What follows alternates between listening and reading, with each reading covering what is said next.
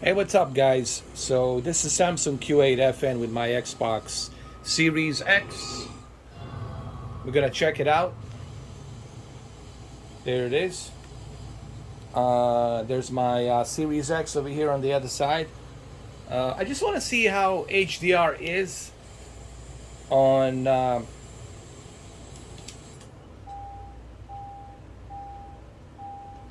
this Q8FN. Well, I gotta tell you, man, playing this on a 65 inch definitely makes it more immersive. So let's go ahead and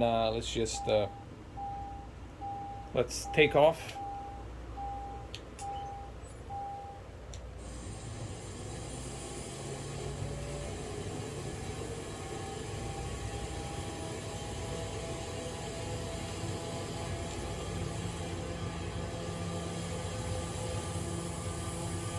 So for those of you who don't know, this is 2018 LCD LED Q8FN television from Samsung. It has over, I believe, 1400 or 1500 nits peak of brightness, which is excellent for HDR, right? And it also has a game mode that gives you a low latency. It has a FreeSync, and yes, it has 120 hertz capability, by the way. Uh, so if you can find this television, this Q8FN, you should definitely give it a try. If you can get it for a good price, that's what I mean. If you can get this TV for like a really good price, you will appreciate low latency, game mode, FreeSync, and DCI-P color accuracy due to the QLED, and of course that 120 hertz that's implemented with 1500 nits peak brightness for HDR. Remember, for high dynamic range, peak brightness is everything, and HDR will just look phenomenal with a 1500 peak brightness. That's the nits of peak brightness, 1500. I think, as far as I remember, I believe it's 1500, or it can go up to 1500.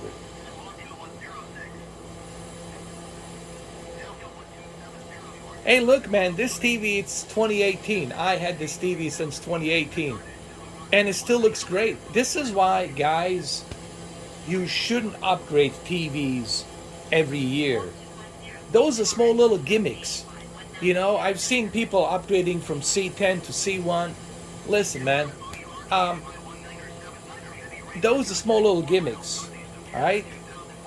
There's not going to be a drastic difference between Dolby Vision and HDR on a C10 and a C1. Why? Because C10 and C1, they're limited to the peak brightness, all right? They're not the brightest TVs, they're OLEDs, okay? So, and another great example is this TV. Look at this TV. It's still great. And if I only had this TV, I would be perfectly fine. I wouldn't have no issues. I wouldn't have any problems. If all I had was this and I had nothing else, I would be perfectly fine with this. It wouldn't bother me one bit. So what I'm trying to say is, if you still have your Q9OR, let's say you got 75-inch Q9OR, dude, you're good, man. Enjoy your movies, enjoy your sports, enjoy your video games. You're pretty much all set, man.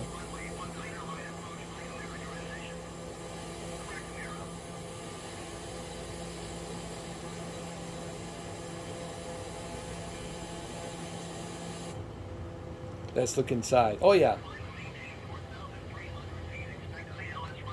HDR is beautiful here, man. Just beautiful.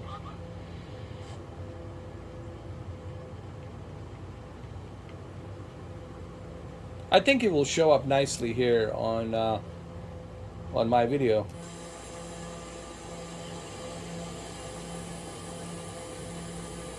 So how old is this TV? Let's see. 2018, 2019, 2020. 3 years, right? 3 years. And it's still good. Now, of course, there's some features missing. You know, there's no HDMI 2.1. There is no Dolby Vision. I get it. But hey, you can't have everything, right? But do you really need everything? That's the question, right? Do you really need all this extra jazz? See, people never ask themselves that question.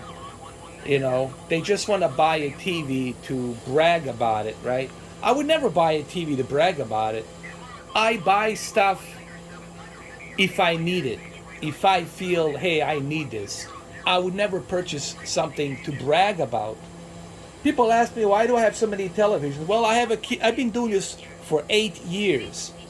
8 long goddamn years, over 6,000 videos. I have accumulated all of these televisions, okay? And I bought them, worked hard for it, paid for it, okay? Minus the C10, which was given to me by LG. So what's the whole point here? The whole point here is, if you have Q8FN, or if you are maybe thinking about buying a TV, let's say you have a 1080p TV, or you have one of those Walmart Philips 4K TVs, and you're like, hey man, you know, I would like to have something better. Q8FN, if you can get it for a good price, if you can find it for a good price, in a good condition, it's a pretty good TV, man. What is the benefit? Low latency, game mode, and of course, peak brightness, man. 1500 nits peak brightness. Like my camera is not doing it justice how bright this is. And the HDR really comes alive when you have a very bright TV. Okay? So there you have it. There you have it. If you have any questions, leave it down below, and I'll answer your questions.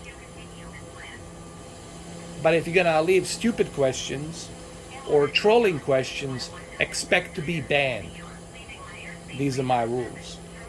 Or if you want to ask me stupid questions, or if you want to be a troll, you can do that, but you'll have to become a member for $2 a month. It's going to cost you. You're not going to get a free ride. Okay? Not on my channel. Nobody gets a free ride in my channel. You got to pay the piper, and I'm the piper. Take care.